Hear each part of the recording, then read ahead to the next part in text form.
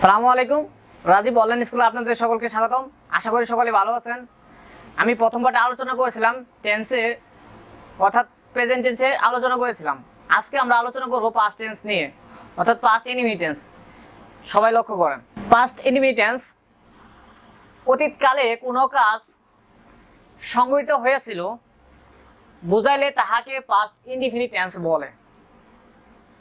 বাংলা রূপ ম স যোগ ল অবলিক লম। গঠন বা স্ট্রাকচার। গঠন subject plus verb two plus object অথবা এক্সটেনশন হবে। তো এক্সাম্পল, আমি ঢাকা গিয়েছিলাম, I went to Dhaka. 2 number, সে ভাত খাইয়াছিল, he ate rice.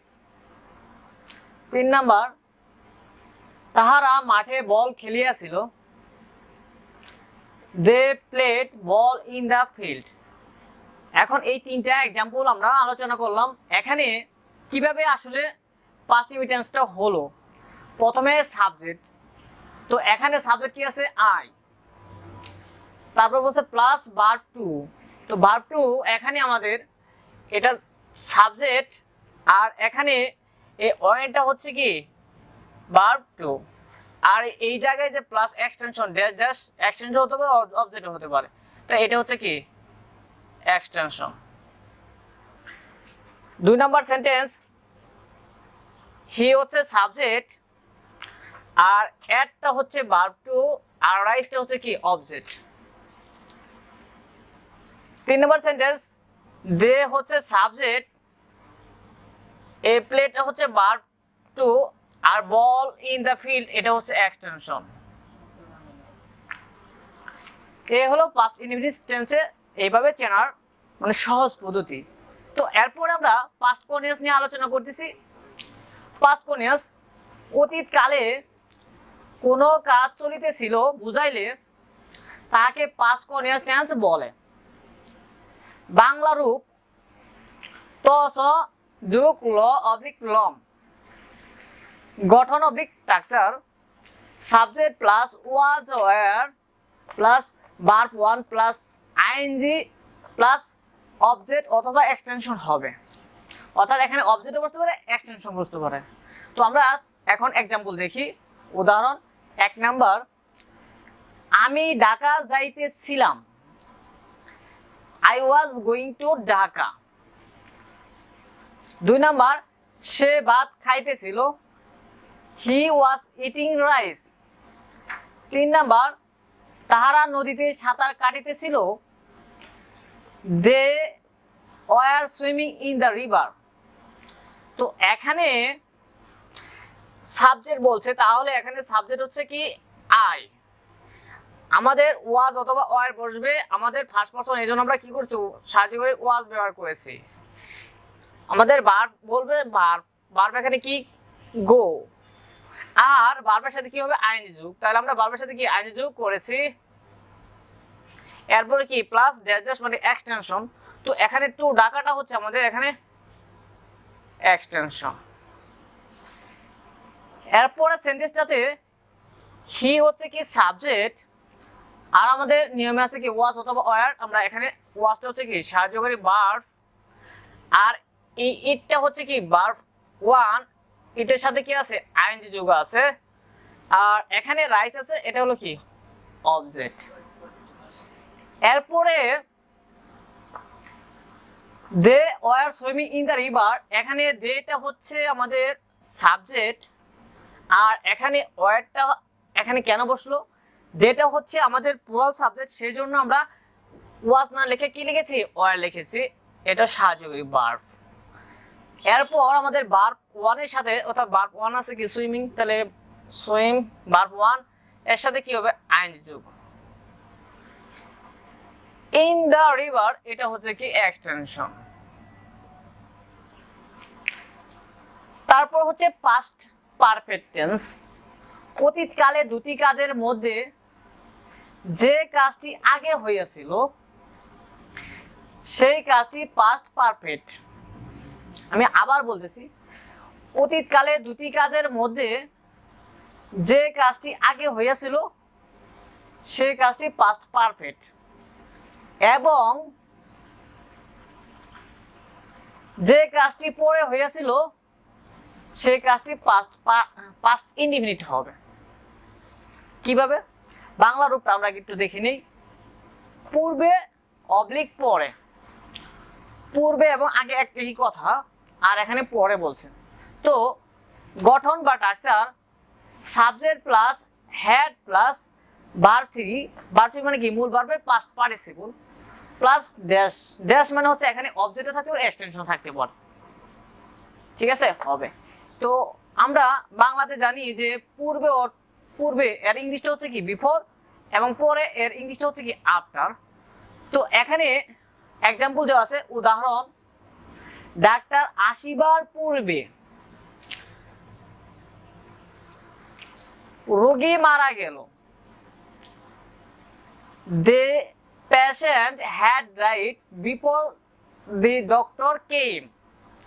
2 number, doctor আসিবার পর রোগী মারা গেল।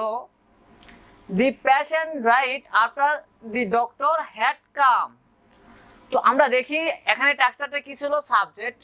তো সাবজেক্টটা আছে এখানে দি পেশেন্ট, এরপর বলছি কি স্ট্রাকচারে হেড বসবে, তো আমাদের হেডটা বসানো হয়েছে। এরপরে আমাদের কি ভার্বের থ্রি, তাহলে এখানে ডাইট, তাহলে ভার্বের থ্রি। এরপর আমাদের বলছে কি এই যে পূর্বে কথা বলছে, পূর্বে মানে হচ্ছে কি বিফোর, তো এই জন্য বিফোর বসেছি, এবং পরের অংশটা হচ্ছে কি এখানে আমাদের দি ডক্টর কেম, এখানে আমাদের এটা এক্সটেনশন হিসেবে আছে।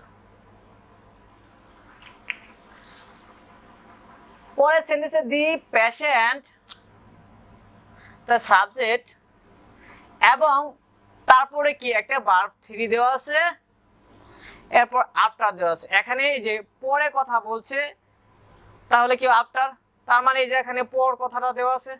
তা দি ডক্টর অর্থাৎ ডাক্তার আসিবার, এই জন্য এখানে এই যে মারা গেছে, তাহলে এই জন্য কি এটা ভার্ব থ্রিটাকে আমরা আগে লিখছি, তার সাবজেক্ট, তারপরে কি ভার্ব থ্রি, এবং পর মানে কি আফটার দি ডক্টর হ্যাড কাম।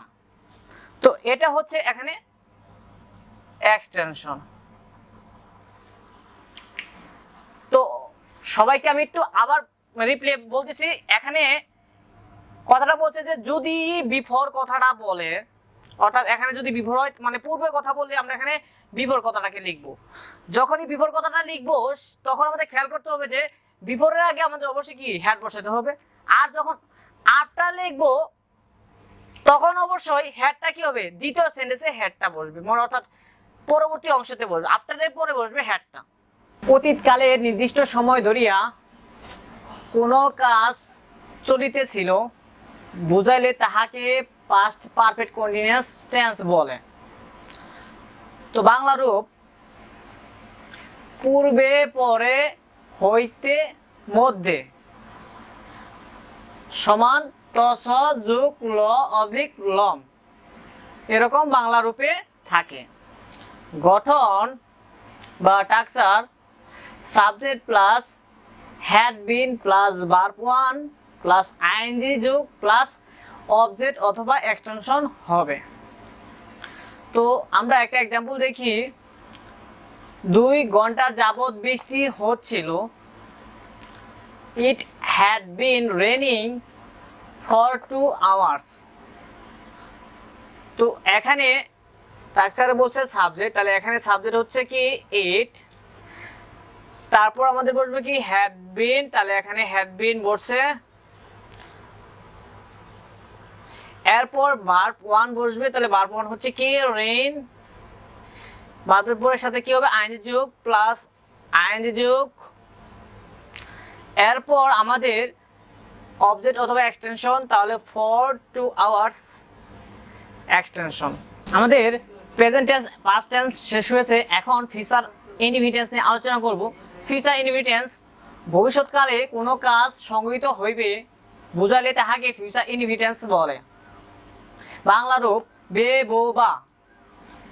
গঠন বা structure subject plus shall oblique will plus verb one plus object অথবা এক্সটেনশন হবে। তো এক্সাম্পল অথবা কি উদাহরণ, 1 নাম্বার আমি ঢাকা যাইব, তো I shall go to Dhaka. 2 number সে ভাত খাইবে, he will eat rice. 3 number তারা মাঠে বল খেলিবে, they will play ball in the field. তো এখানে সাবজেক্ট আছে, তো আমাদের এখানে সাবজেক্ট কি আই, তারপর কি শ্যাল অথবা উইল বসবে, তাহলে ফার্স্ট পার্সনের সাথে কি বসে শ্যাল ব্যবহার করা হয় সাহায্যকারী ভার্ব। এরপর কি ভার্ব ওয়ান বসবে, তাহলে ভার্ব ওয়ান হচ্ছে কি গো, ভার্ব ওয়ান। এরপর কি টু ঢাকা, এটা হচ্ছে কি এক্সটেনশন। ওকে, এরপরে 2 নম্বর সেন্টেন্স বলছে হি অর্থাৎ হি উইল ইট রাইস। তো এখানে হিটা হচ্ছে কি আমাদের সাবজেক্ট অনুসারে কি সাবজেক্ট। এখন শ্যাল অথবা উইল, এখানে হি হচ্ছে কি থার্ড পারসন, এই জন্য আমরা এখানে কি করতে পারি উইল ব্যবহার করতে পারি, শ্যাল না ব্যবহার করে ফার্স্ট পারসনের ক্ষেত্রে আমরা শ্যাল ব্যবহার করছি। এবং এখানে উইল তাহলে থার্ড পারসন আছে হি, এই জন্য আমরা কি সাহায্যকারী কি উইল ব্যবহার করতে পারি। এরপর আমাদের স্ট্রাকচারে কি আছে ভার্ব ওয়ান, তো ভার্ব ওয়ান কি ইট, তাহলে ভার্ব ওয়ান ইট। এরপর কি এক্সটেনশন অথবা অবজেক্ট, তো এখানে রাইটটা হচ্ছে অবজেক্ট। পরের সেন্টেন্সটা বলছে দে, তো দেটা হচ্ছে কি এখানে আমাদের সাবজেক্ট। তারপরে আমাদের দে হচ্ছে কি থার্ড পারসন, কিন্তু এখানে কি প্লুরাল হিসেবে আছে, এই জন্য আমরা কি উইল ব্যবহার করতে হবে, তাহলে উইল সাহায্যকারী ভার্ব। এরপর আমাদের কি বলছে ভার্ব ওয়ান, তাহলে ভার্ব ওয়ান আছে কি প্লে, আর বল ইন দ্য ফিল্ড এটা হচ্ছে কি extension. Okay, future continuous tense, ভবিষ্যৎকালে কোনো কাজ চলিতে থাকিবে বুঝাইলে তাকে ফিউচার কন্টিনিউয়াস টেন্স বলে। বাংলা রূপ থ ক ব,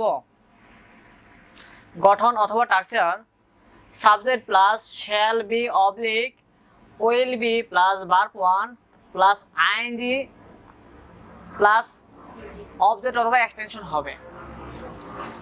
তো এক্সাম্পল অথবা উদাহরণ, আমি ঢাকা যাইতে থাকিব, I shall be going to Dhaka. 2 নম্বর সে ভাত খাইতে থাকিবে, he will be eating rice. তো এখানে আমাদের স্ট্রাকচারের গঠনে বলছে সাবজেক্ট, তাহলে এখানে সাবজেক্ট হচ্ছে কি আই, আমাদের ফার্স্ট পারসনের সাথে কি বসে অর্থাৎ শ্যাল বি বসে, তাহলে এখানে সাহায্যকারী শ্যাল বি। এরপরে কি বসবে ভার্ব ওয়ান, তাহলে ভার্ব ওয়ান আছে কি গো, তারপরে কি ভার্ব ওয়ানের সাথে কি বসবে আইএনজি যোগ, তাহলে এখানে আইএনজি যোগ। তারপর কি অবজেক্ট অথবা এক্সটেনশন, তাহলে এখানে টু ঢাকা এক্সটেনশন। ওকে, এরপরে 2 নম্বর সেন্টেন্স এখানে বলছে হি, তো হিটা হচ্ছে কি আমাদের সাবজেক্ট। এরপর আমাদের হিট হচ্ছে কি থার্ড পারসন, তাহলে আমরা এখানে এই ক্ষেত্রে কি লিখতে পারি উইল বি, তাহলে উইল বি সাহায্যকারী ভার্ব। আর ভার্ব ওয়ান হচ্ছে এখানে কি ইট, ভার্ব ওয়ানের সাথে কি আইএনজি যোগ হবে, তাহলে এখানে কি প্লাস আইএনজি যোগ আছে। আর এক্সটেনশন অথবা অবজেক্ট, তাহলে এখানে রাইস আছে, রাইস কি অবজেক্ট। এরপরে 3 নম্বর সেন্টেন্স দেওয়া আছে এখানে তাহারা নদীতে সাঁতার কাটিতে থাকিবে, they will be swimming in the river. তো এখানে দেটা হচ্ছে কি সাবজেক্ট, এখানে দেটা হচ্ছে কি এখানে থার্ড পারসন অর্থাৎ বহুবচন প্লুরাল। তো এখানে আমরা সেই জন্য কি ব্যবহার করব উইল ইউ, মানে উইল বি, তাহলে সাহায্যকারী উইল বি। এরপর ভার্ব ওয়ান, তাহলে ভার্ব ওয়ান হচ্ছে কি সুইম, সাথে কি হবে আইএনজি যোগ, তাহলে এখানে কি আইএনজি যোগ। ইন দ্য রিভার এটা হচ্ছে কি এক্সটেনশন। অর্থাৎ আমাদের ফিউচার কন্টিনিউয়াস টেন্সের পরবর্তী ফিউচার পারফেক্ট টেন্স, ভবিষ্যৎকালে কোনো কাজ চলিয়া থাকিবে বুঝাইলে ফিউচার পারফেক্ট টেন্স বলে।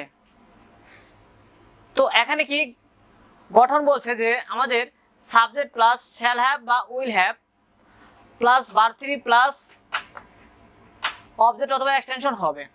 তো এখানে এক্সাম্পল বা উদাহরণ দেওয়া আছে, আমি ঢাকা যাইয়া থাকিব, তো I shall have gone to Dhaka. 2 নম্বর বলছে সে ভাত খাইয়া থাকিবে, he will have eaten rice. তো এখানে টাক্সার সাবজেক্ট আছে, সাবজেক্ট হচ্ছে কি আই, ফার্স্ট পারসন, তাহলে কি বসবে শ্যাল হ্যাভ, তাহলে এখানে শ্যাল হ্যাভ সাহায্যকারী ভার্ব, তারপরে ভার্ব 3 বসবে, তাহলে এখানে ঘন্টা হচ্ছে কি ভার্ব 3, অবজেক্ট অথবা এক্সটেনশন বসবে, তাহলে কি টু টাকা এক্সটেনশন। এরপরে হিটা হচ্ছে কি আমাদের সাবজেক্ট, থার্ড পারসন, এই জন্য আমরা কি লিখছি উইল হ্যাভ, উইল হ্যাভ। এরপরে কি ভার্ব 3, তাহলে ভার্ব 3 হচ্ছে কি ইটেন, আর এখানে রাইসটা হচ্ছে কি অবজেক্ট। তো আমরা এই টেন্স নিয়ে সম্পূর্ণ যে পার্টগুলো আলোচনা করলাম, তো আমরা চেষ্টা করব যে এই টেন্স নিয়ে আমি শর্টকাটে কিভাবে আমরা শিখতে পারি, বা শর্টকাটে আমরা অর্থাৎ প্রেজেন্ট, পাস্ট এবং ফিউচার মানে সহজে শেখা যায়, এটার জন্য আমি একটা সংক্ষিপ্ত আকারে 2 মিনিটে 3 মিনিটে একটা ভিডিও দিব সামনে ইনশাল্লাহ। সবাইকে এতক্ষণ পর্যন্ত ভিডিও দেখার জন্য ধন্যবাদ। আসসালামু আলাইকুম।